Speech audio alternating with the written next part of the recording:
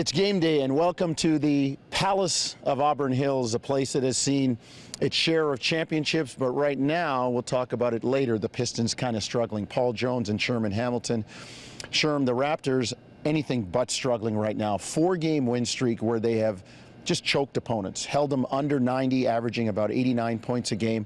This winning streak directly due to the fact that Toronto has picked up its defense. Yeah, and for Dwayne Casey, this has been a long time coming. He's talked about this since he's arrived in Toronto.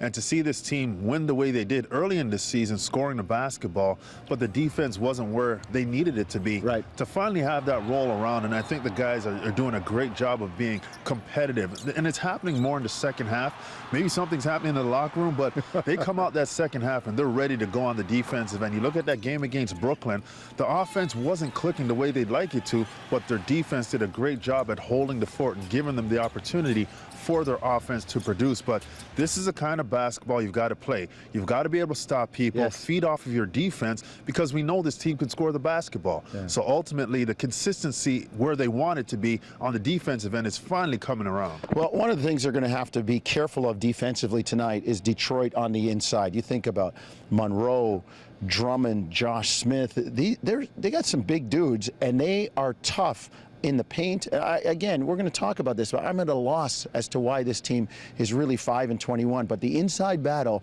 between Drummond and Valanciunas will be something to keep an eye on. Yeah, it's going to be a fun matchup. You know, Drummond's an athletic, he's rangy, he's relentless on the glass. He does a great job, second effort in terms of going after it.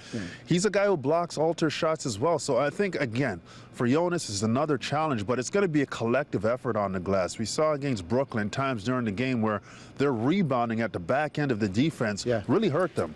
They've got to be a team that's better rebounding the basketball, completing that defensive possession. And a lot of times, you know, people get caught up looking at the big guys. It's a collective team effort that needs to happen on the glass. All right, well, the other thing we should probably mention is we're just across the Canadian border from Windsor. We're not that far away in Detroit.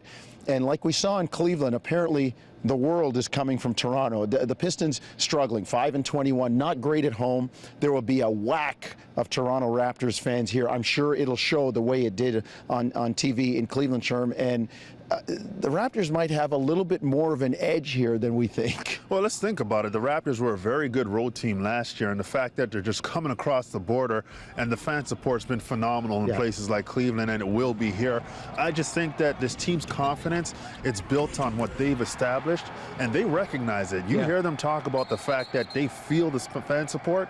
I tell you what, tonight is going to be great for the Raptors in terms of the energy in the building, but the Raptors on the road is almost better than the Raptors at home in terms of their focus and their ability to lock in and really block out all the day-to-day things, because they're kind of cocooned as a group.